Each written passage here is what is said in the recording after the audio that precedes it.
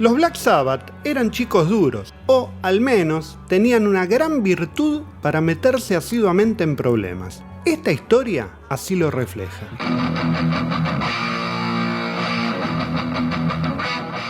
El 1 de noviembre de 1975, Black Sabbath estaba de gira por Alemania con su álbum Sabotage.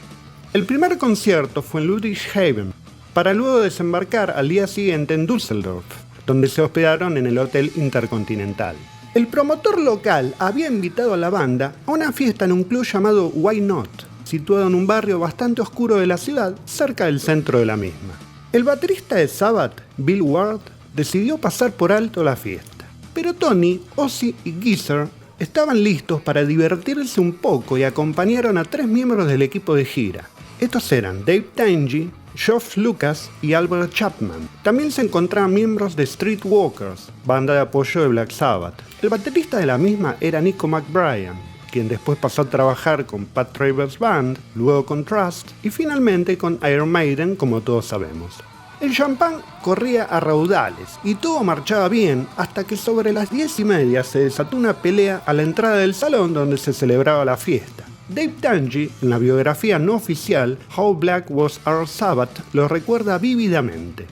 Nico McBrien se encontraba en el medio del embrollo y estaba recibiendo golpes desde todos los ángulos. Había tanta gente golpeando a Nico que teníamos que hacer algo. Albert y yo fuimos y lo sacamos de ahí.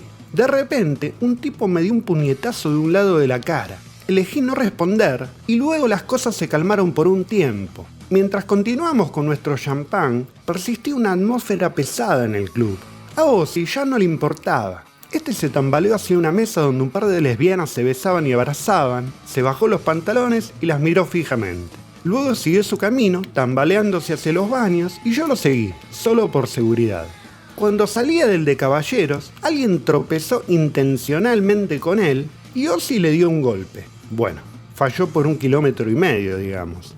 Lo siguiente que pasó fue que quien inicialmente me había pegado se dirigía hacia nosotros, así que le di el viejo 1-2 y cayó como una bolsa de papas. Y fue entonces cuando estalló el motín.